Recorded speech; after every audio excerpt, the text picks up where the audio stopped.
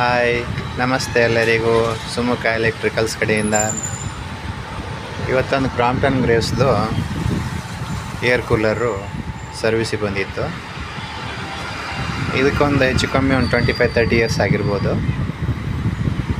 Motor ಇನ್ನೂ condition ಎಲ್ಲ ಇದೆ.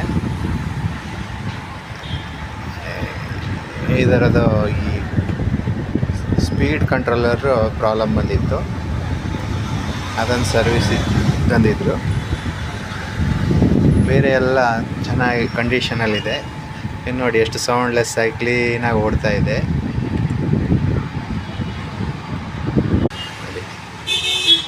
ಆಸ್ಲೇಷನ್ನು ಎಲ್ಲ ವರ್ಕಿಂಗ್ ಕಂಡೀಷನಲ್ಲಿದೆ. Thank you.